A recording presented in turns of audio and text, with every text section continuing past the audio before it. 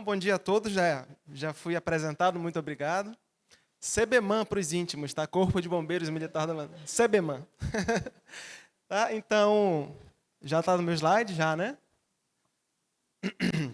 Então, hoje eu trabalho na Diretoria de Atividades Técnicas, funciona no Petrópolis, ali perto do Colégio da Polícia Militar, do lado do Corpo de Bombeiros, do Comando Geral do Corpo de Bombeiros.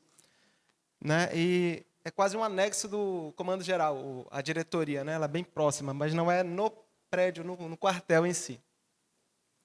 Tá? Então, hoje eu vim falar com vocês sobre o AVCB, que é o Auto de Vistoria do Corpo de Bombeiros, né? Que é um documento que ele todas as edificações do Estado do Amazonas têm que retirá-lo, têm que possuí-lo, de forma a cumprir a Lei de Segurança e Prevenção contra Incêndio e Pânico. Tá?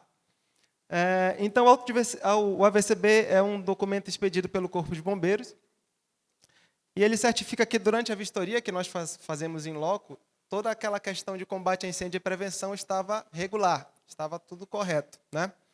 Isso aí passa antes por uma análise de projeto de combate a incêndio lá na diretoria, que eu trabalho atualmente, e quem geralmente faz isso para os condomínios são as construtoras. Não, as construtoras, ao passar o prédio para o condomínio, ela já passou por esse procedimento, ela já fez o projeto já foi analisado e aprovado no Corpo de Bombeiros e a construtora já tem o primeiro AVCB.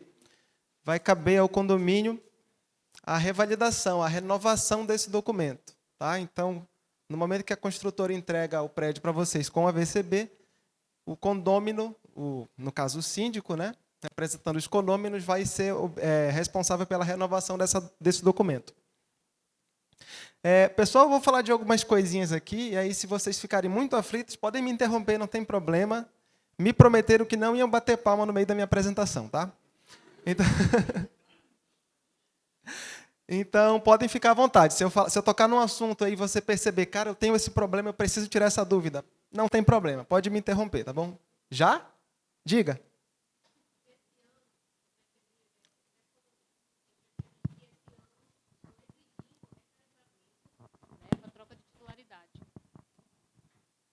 Coisa que não foi feito nos anos anteriores. Aí eu só queria mesmo acho que é importante para todos saberem, até quem tem esse problema, quando for renovar, já saber que vai ter que fazer o recarimbamento.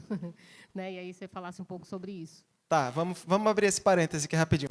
Recarimbamento é um procedimento simples que se faz no Corpo de Bombeiros a fim de atualizar os dados do projeto. O que acontece? A construtora X construiu o condomínio e entregou para o condomínio que se chama Condomínio Residencial Fulano de Tal. No projeto do Corpo de Bombeiros vai estar escrito como proprietário a construtora X, porque o condomínio só passa a existir depois da entrega, né? Como pessoa jurídica. Então, para que o AVCB saia no nome do condomínio e não mais da construtora, precisa fazer o recarimbamento, que é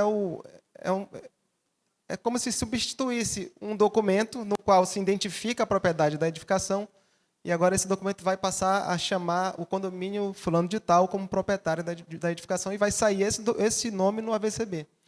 Então, assim, se você está num condomínio cujo AVCB ainda está no nome da construtora, precisa fazer esse procedimento antes de solicitar a renovação. Mas é um procedimento simples. Inclusive, se você pedir vistoria, saiu o AVCB no nome da construtora de novo, não tem problema. Faz o recarimbamento e se emite uma segunda via do AVCB. Tá? Mas aí perde um pouquinho de tempo.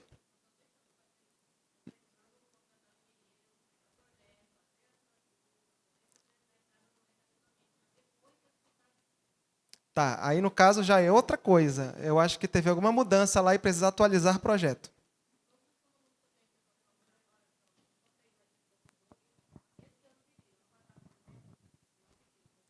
Eles são antigos, construídos antes de 2004? Não? A gente conversa depois.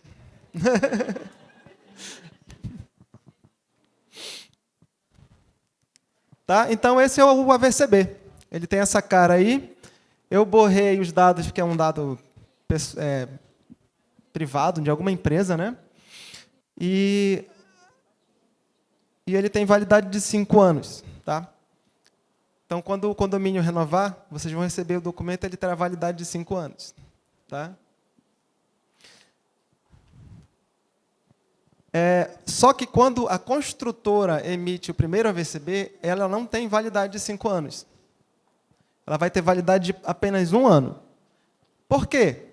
Por que isso? Porque a construtora ela vai pegar o primeiro AVCB e ela não vai poder disponibilizar para o Corpo de Bombeiros a brigada de emergência. Por quê? Não tem ninguém morando no prédio ainda. Tá? E aí, por conta dessa situação, que vai sair o auto de vistoria, dizendo que tudo que tem que ter no prédio vai estar instalado, mas não tem brigada, então não é tudo. Então, uma forma de resolver isso foi emitir o AVCB com validade de 1 ano para a construtora com prédio vazio, né, desocupado ainda, e passar essa bola para quem vai ocupar o prédio, no caso, os condomínios. Pode falar. Falhou ali o microfone.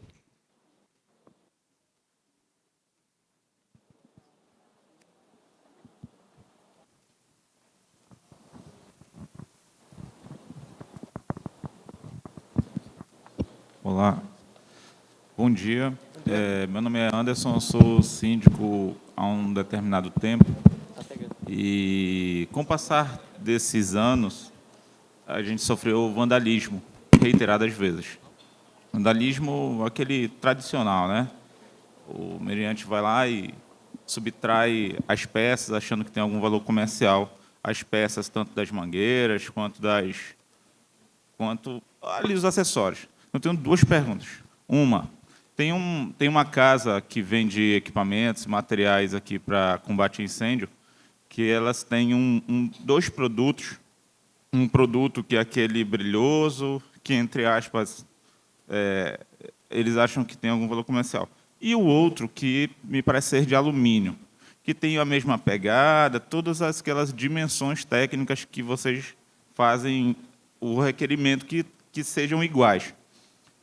Queria saber se esse, que tem um preço muito mais acessível para os condomínios, tem validade, se passa pelo Corpo de Bombeiros, porque eu já falei com 3 consultores sobre a AVCB e todos ficaram em cima do muro. Nenhum quis assinar papel dizendo que passa, porque é um investimento grande para você chegar lá, você bombeiro, e dizer, isso aqui não serve. E o segundo por que condomínios vamos supor, os Minha Casa Minha Vida, hoje é exigido que ele tenha em cada caixa 30 metros de mangueira, se a soma do corredor não dá 3 metros.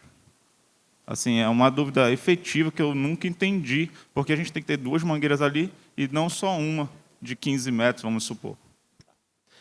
Então, a primeira pergunta era sobre os equipamentos. Você está falando especificamente da junta Storrs, das mangueiras e dos esguichos. Perfeito.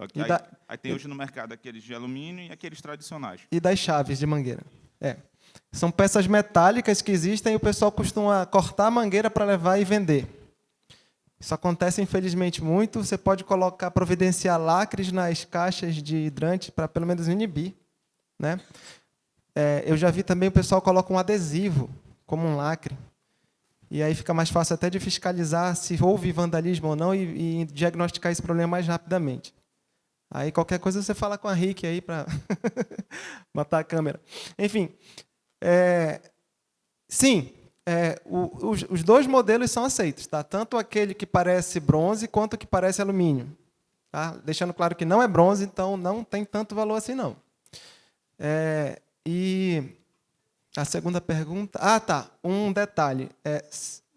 Tem um problema na nossa legislação que é o seguinte, quando se trata de esguicho regulável, que é aquele que fica na ponta da mangueira para dar forma ao jato d'água, esse esguicho ele tem que ser comprado e você tem que observar na medida de 8 centímetros na empunhadura, ou seja, no lugar onde eu vou segurar ele para fazer o ajuste do jato, que é rodando assim ele gira, tá? Um eixo. Esse tem que ter 8 centímetros e infelizmente, a NBR fala que quem tem que fiscalizar isso é o comprador e o vendedor, e o fabricante. E se o fabricante faz errado, o vendedor vende errado e o comprador compra errado, talvez tenha problema no Corpo de Bombeiros. Tá? Então, não cabe a nós fiscalizar a produção, o comércio, o mercado. Né? Mas fique de olho só na questão do tamanho da empunhadura do esguicho. 8 milímetros, ou 8 centímetros. Segunda pergunta era tamanho da mangueira. Isso é definido em projeto. Se o engenheiro lá, na hora de fazer o projeto de combate a incêndio, perceber que pelas dimensões do pavimento no prédio residencial não precisa de 30 metros de mangueira, ele precisa colocar 15 metros de mangueira. Se 15 basta, ele colocou 30 no projeto, aí a gente vai cobrar os 30. Como é que resolve isso? Recarimbamento, mudando esses detalhes no memorial mesmo, e aí vai passar pela comissão lá, pela comissão da análise, e se de fato perceberem que não precisa de 30 metros e 15 bastam, a gente muda o memorial do projeto dizendo que a mangueira vai ter 15 metros, não vão ser 30 metros. Tá? Não é tão complicada. Mesmo que aconteça essa falha no momento da elaboração do projeto, não vai ser tão complicado resolver. Eita, mais um. Gente, eu tenho que avançar. Vai lá.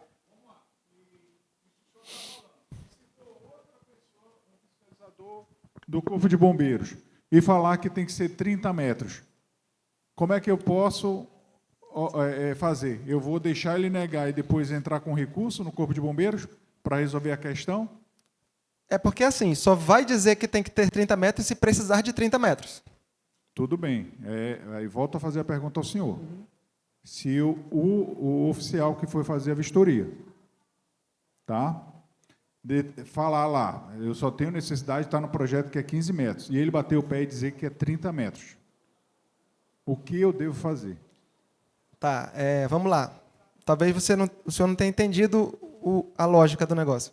Antes da vistoria ir lá, você tem que resolver já o documento, a questão documental. Já tem que ter feito o recarimbamento para dizer que são 15 metros de mangueira. Entendeu? Porque o vistoriante vai chegar lá e fazer cara crachá. Ele vai olhar para o projeto e vai ver o que está instalado. Tem que bater. Porque, no momento da vistoria, ele não tem capacidade, não tem condição, na verdade, né? Não tem... Capacidade ele tem, ele não tem condição de fazer uma análise do que ele está vendo, senão vai demorar muito e a gente... Tá? Então, o vistoriante faz cara crachá. Então, se você perceber que não precisa de 30 metros, já faça primeiro a documentação, mude, para quando a vistoria chegar, ela vai saber que ali só tem que ter 15 metros. Tá bom? É isso. Primeiro o papel, depois a vistoria. Entendeu? Diga.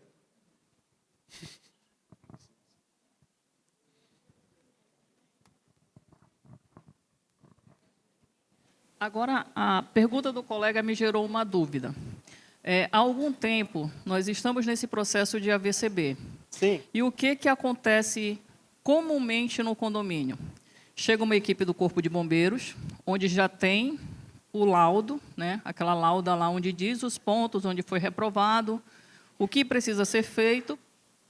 E aí a gente trabalha em cima do que foi deixado pelo outro colega, alinha tudo, e quando chega novamente a equipe, ele já encontra 3, 4, 5 coisas que não tinham na anterior.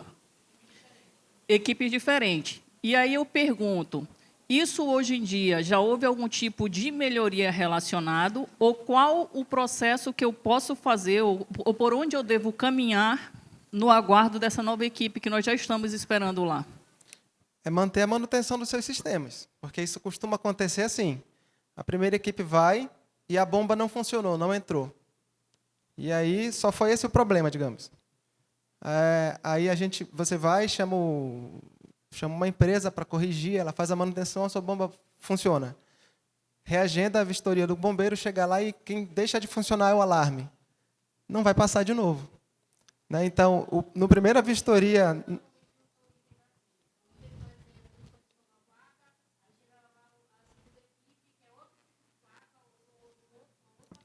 Pois é, essas pequenas coisas, elas são sempre resolvidas com pendência de vistoria. Faltou uma placa, o bombeiro aprova com pendência. Você manda só a foto da placa instalada aí, para a gente não ter que voltar. Coisa pequena é assim. A gente tenta, mas nem sempre é possível. É uma logística complicada.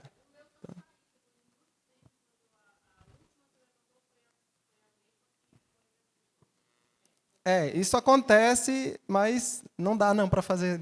A gente tenta, mas não dá. Tá?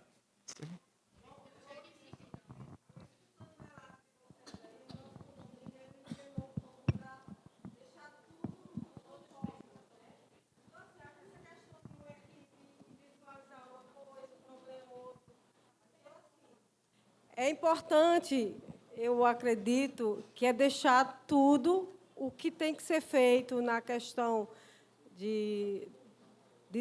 dessa questão do AVCB, né, que tem todas as coisas que você tem que seguir e deixar tudo em ordem.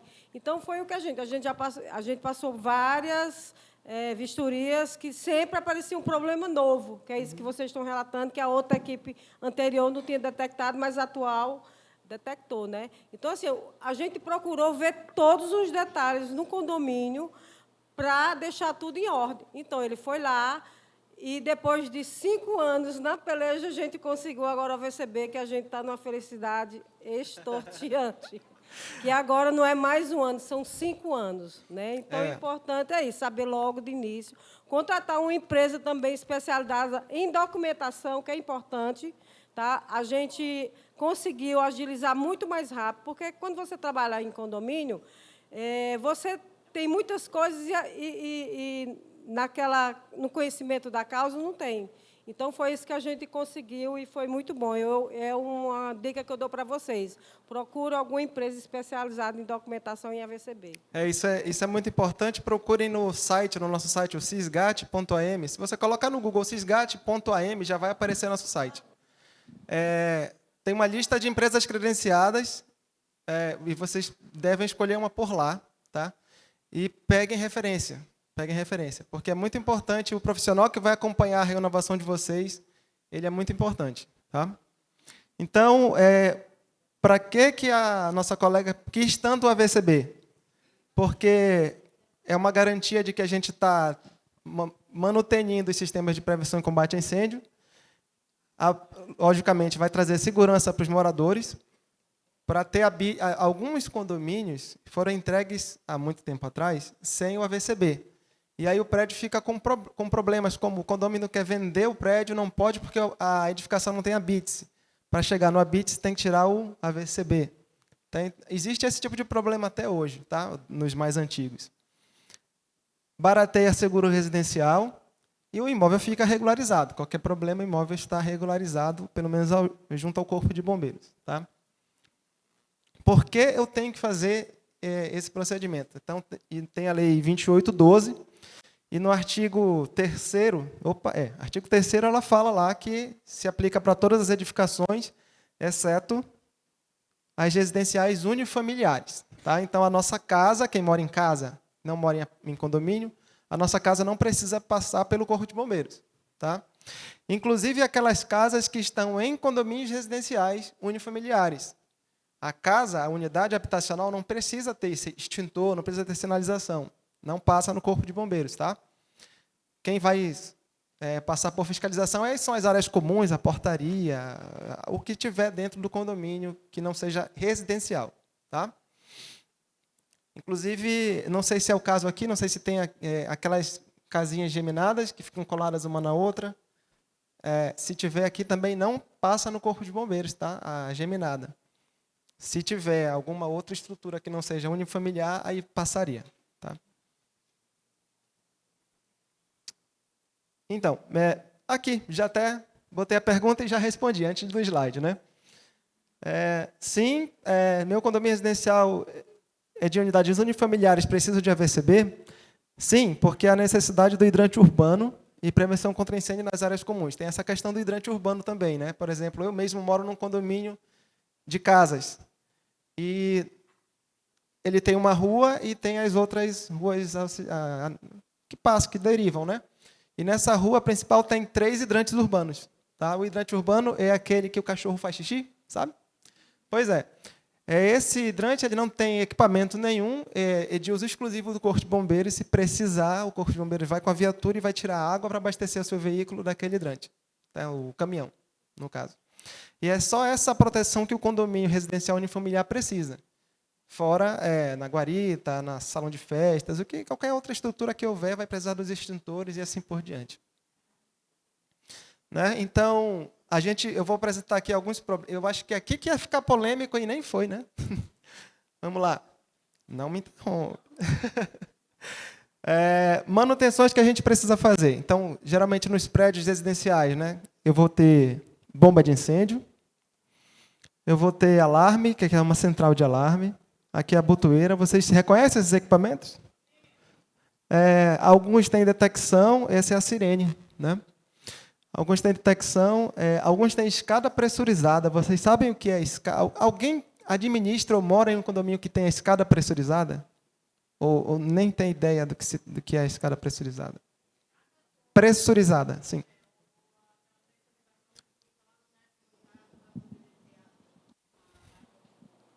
Não é escada, não é o hidrante. Fica abaixo do prédio, né? Escada pressurizada tem uma sala com um motoventilador dentro, um ventilador gigante, puxa ar de fora, limpo e joga para dentro da escada. Alguém tem essa situação aqui? Apareceu, tá? Esse pessoal que tem esse equipamento vai ter também a detecção.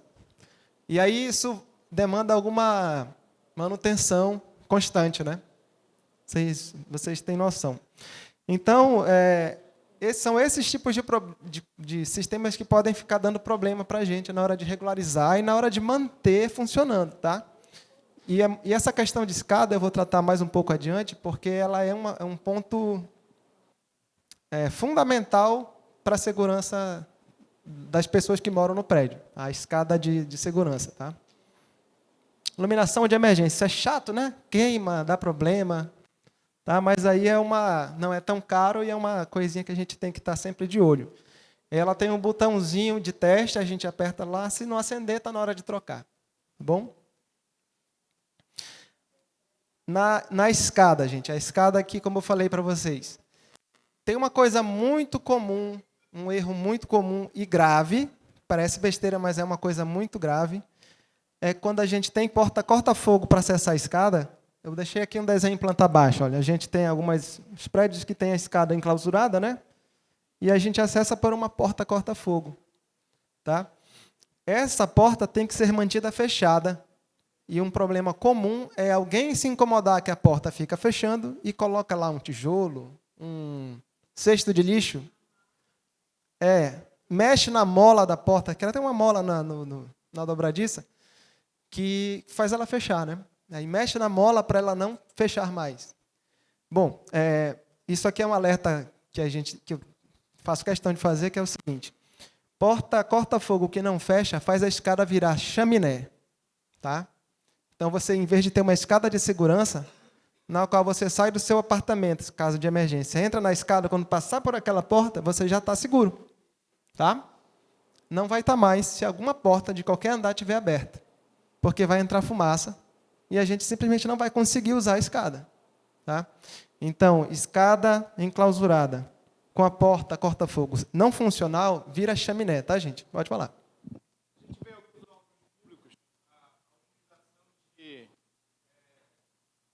distribuidor eletromagnético intertravado do sistema de tensão. Essas portas geralmente têm a manutenção dela começa a ficar cara e você protege a porta mais rápido.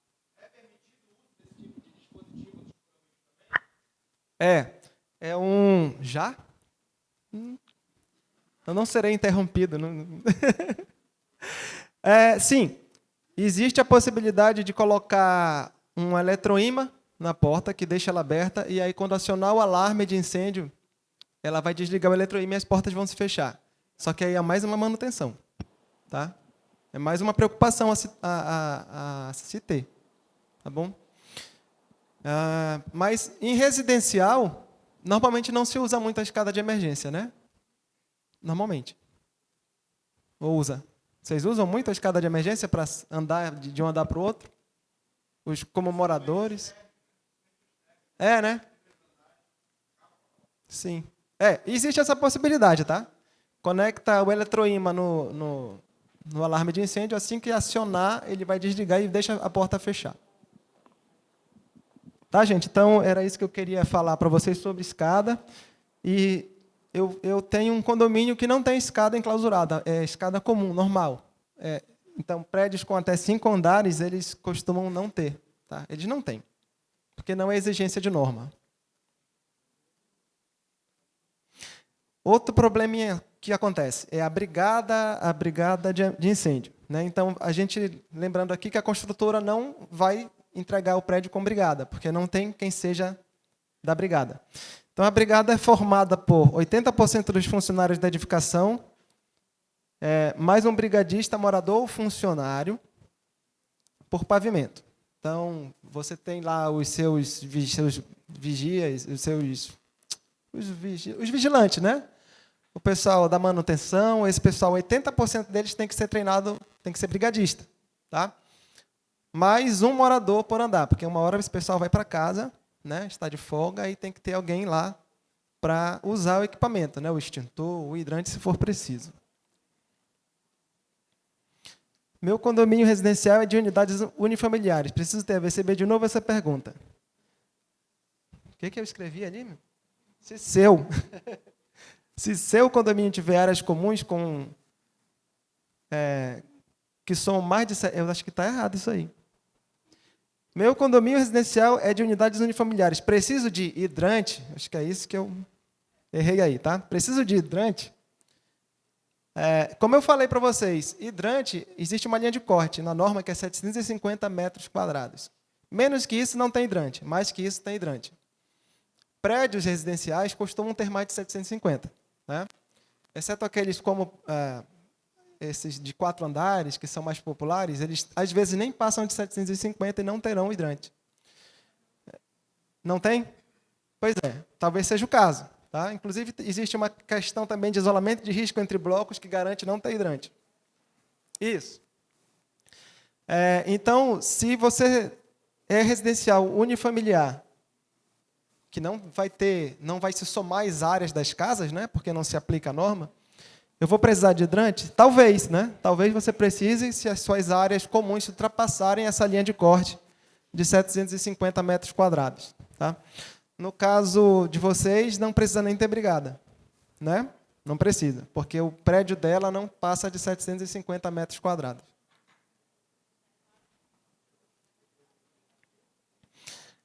Aqui mais um alerta, né? Então, a gente tem problema ali com extintores, e extintor também é vítima de vandalismo, como um colega ali colocou. O pessoal gosta de romper o lacre, despressurizar o extintor, brincar com o extintor, tá?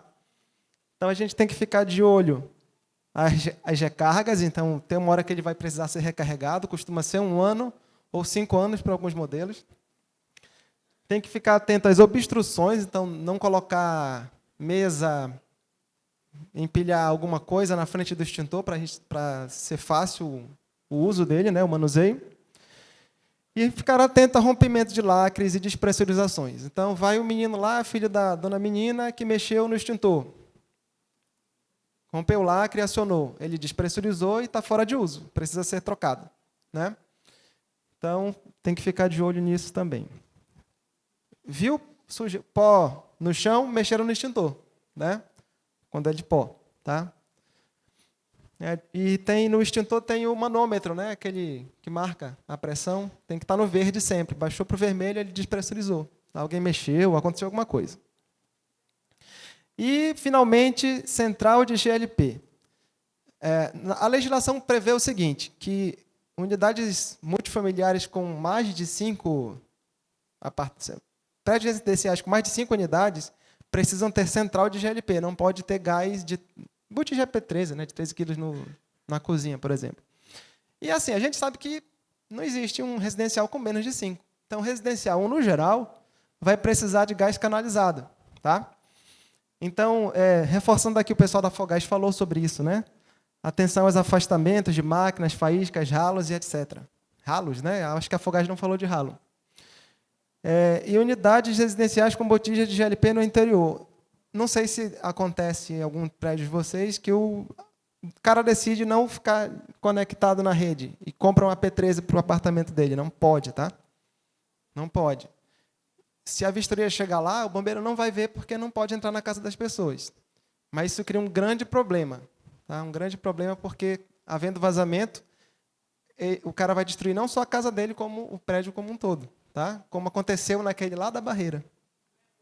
Né? Verona, né? Ralo, vamos falar um pouco do ralo. Vocês lembram de uma tragédia que aconteceu faz um tempo já? Não era nem bombeiro. No shopping de Osasco. Não. No shopping de Osasco tinha uma central de GLP e estava com vazamento e o gás vazava para dentro de um ralo que ficava por perto. E aí teve uma vez que começou a vazar, o pessoal sentia cheiro, mas ninguém detectou onde era, porque o gás vazava para dentro do ralo. Até que teve uma faísca em algum lugar e explodiu aquele gás dentro do ralo. E assim, pessoas morreram nesse acidente também, inclusive. Então, existe esse afastamento. Então, se vocês perceberem que existe ralo perto da central de vocês, ou vocês estão querendo mudar a central de lugar para colocar no outro canto, tem que prestar atenção nesse detalhe. Tá? Além dos outros, né, dos outros afastamentos de máquina e assim por diante. Está acabando. Aqui, quem mora em apartamentos, prédios, antes de 2004, que foram entregues antes de 2004. 2004 é quando a gente passa a vigorar essa lei atual.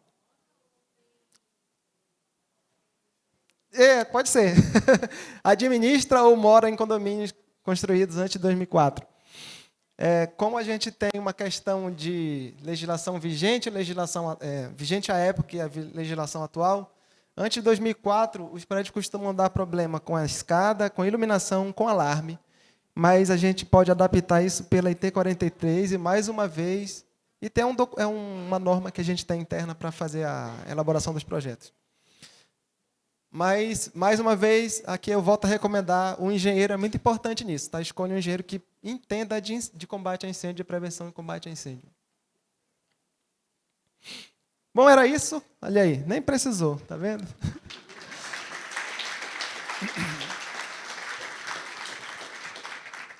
Qualquer coisa, 193, tá? O número do Corpo de Bombeiros.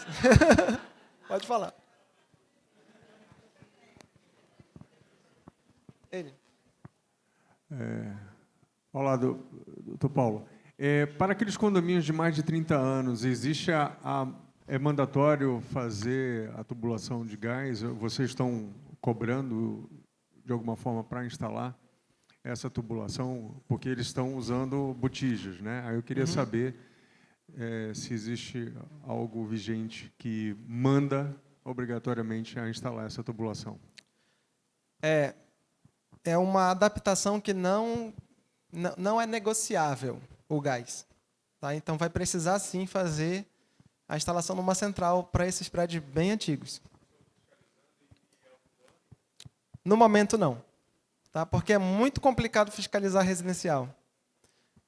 Porque, assim, a nossa lei ela é meio rígida nessa questão da fiscalização.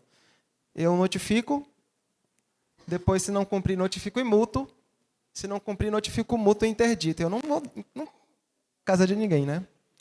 Então, a gente acaba que não compra essa briga. Essa que é a verdade. 2812. Estadual. Ali, mais uma pergunta.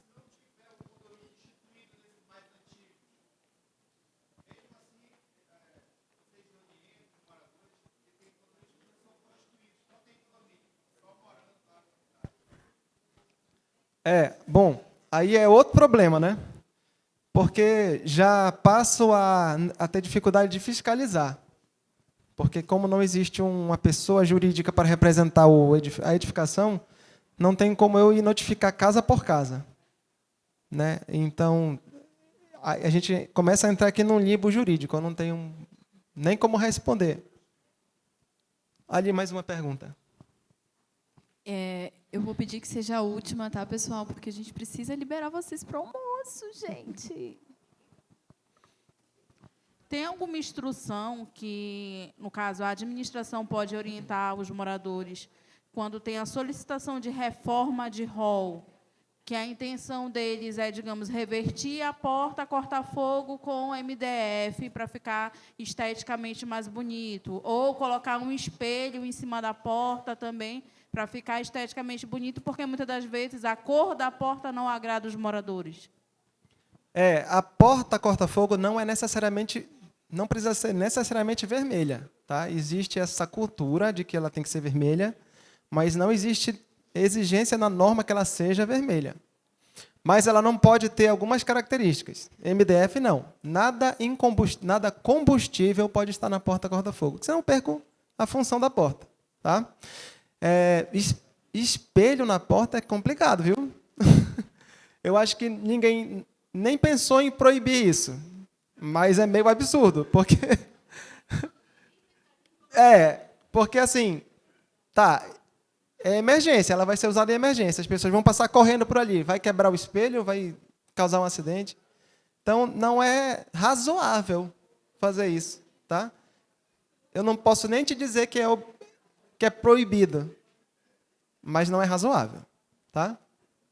Bom, pessoal, quero uma salva de palmas, por favor, do subtenente Polari.